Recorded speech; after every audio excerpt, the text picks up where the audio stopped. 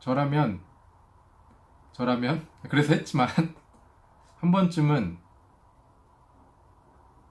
해보고 싶은, 아니, 해봐야 될 것 같은 과정이라고 생각을 합니다.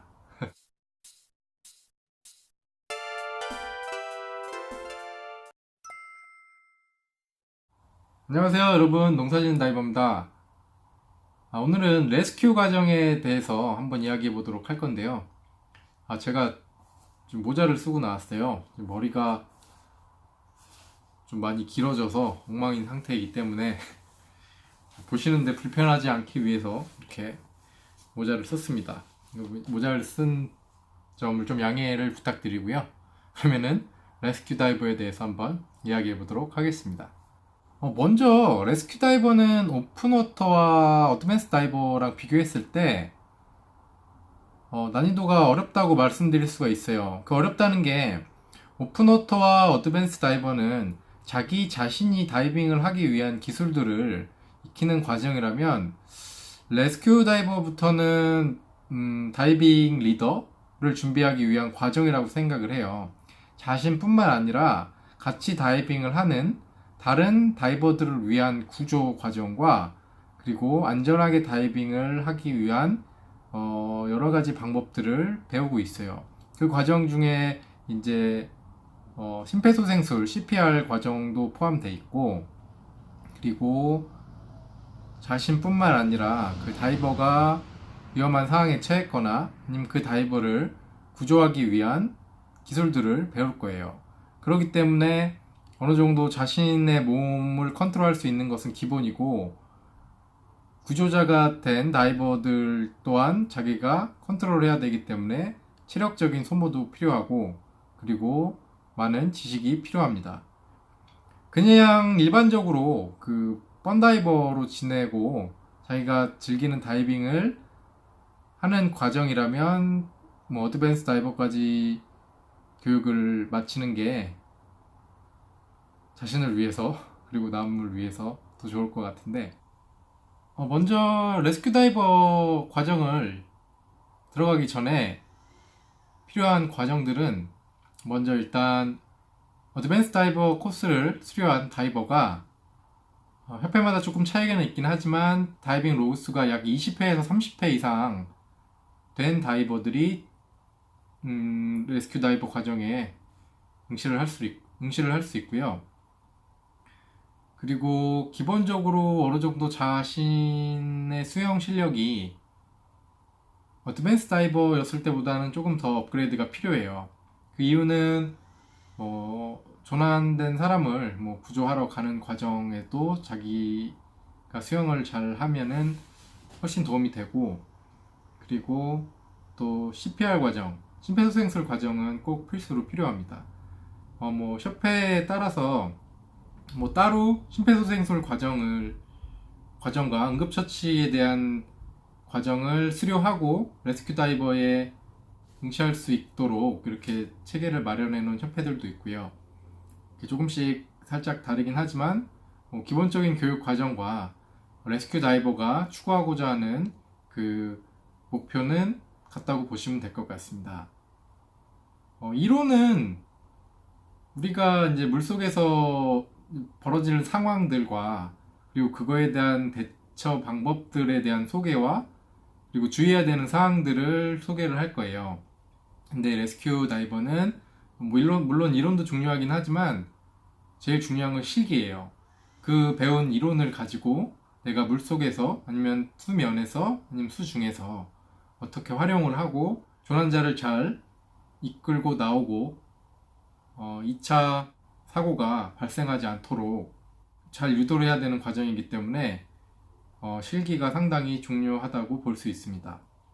그리고 그 실기를 가장한 레스큐 시나리오를 짜서 만약에 조난자가 발생 시 어떠한 대처로 레스큐 다이버가 조난자를 구조할 수 있는지에 대한 상황 평가도 이루어집니다.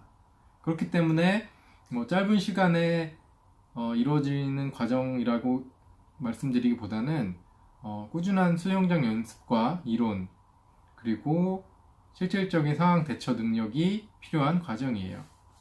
자, 그럼 레스큐 다이버 과정에서 어떤 스킬들을 배우는지 한번 하나씩 이야기해 보도록 하겠습니다. 먼저 자기 자신의 구조, 셀프 레스큐를 배워요. 레스큐의 가장 기본이 되는 것 중에 하나가 자기가 구할 자신이 없으면 남도 구하지 않는다라고 배웠어요. 그 이유는 자신이 없는 상태에서 남을 구했을 때 저뿐만 아니라 상대편도 위험해질 수 있기 때문에 둘 다 위험에 처할 수 있기 때문에 어느 정도 기본적인 자신감과 그리고 구할 수 있는 능력이 필요합니다. 제일 좋은 방법은 자기가 직접 물속에 뛰어드는 것보다 그 주변에 이용할 수 있는 것들을 이용해서 구조하는 게 제일 좋은 방법이거든요. 자, 그럼 셀프 레스큐 과정, 제일 먼저 배우는 게 셀프 레스큐 과정인데요. 뭐 그 과정은 자기 자신을 구조하는 과정이기 때문에 뭐 부력을 확보한다든가 아니면 물 위에 떠있기, 그리고 뭐 중량물 버리기, 자기 자신의 그 쥐가 났을 때 근육 경련을 푸는 방법 등 뭐 그런 과정들을 배워요. 그리고 두 번째로 지친 다이버를 구조를 하는 방법, 그러니까 지친 다이버 케어라 그래야 되나? 그 방법은 이제 수면에서 이제 힘이 많이 빠졌거나 무슨 조류를 만나고 겨우 이제 수면에 도착한 다이버가 배 위에 올라가거나 아니면은 뭐 표류에 떠내려갈 수가 있어요. 근데 체력이 떨어졌기 때문에 그렇게 흘러가는 다이버를 구조하는 과정이에요. 그랬을 때는 어떤 식으로 접근을 하고 그 다이버를 이끌어올 수 있도록 다이버를 케어하는 과정들, 그런 과정들을 배울 겁니다.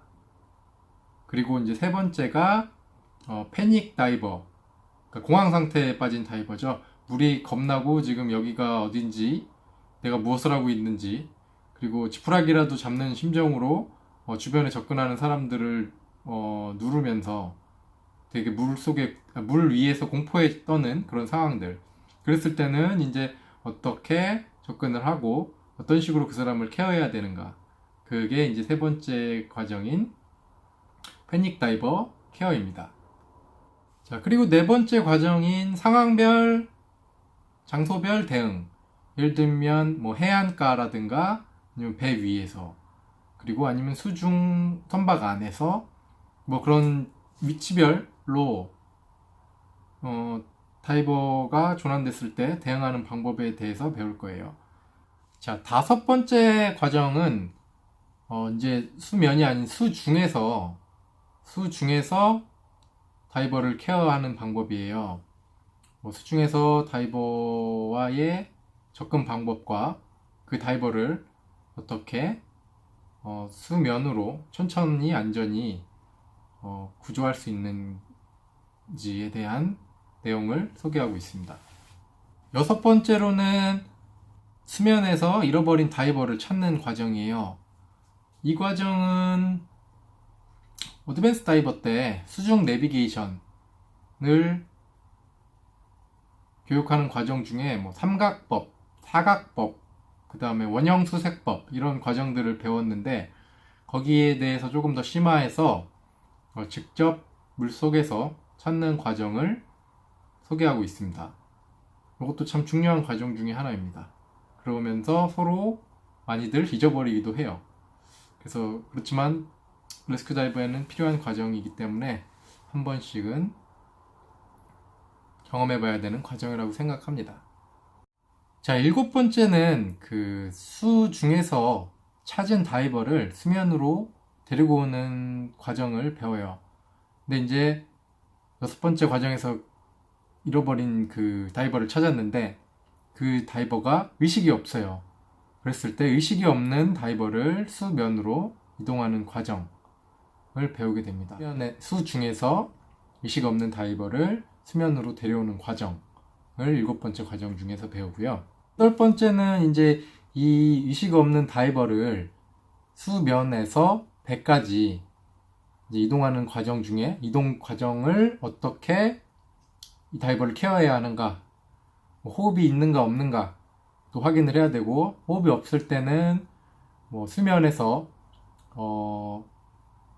마우스 투 마우스로 이제 호흡을 할 수 있도록 도움을 주는 방법들.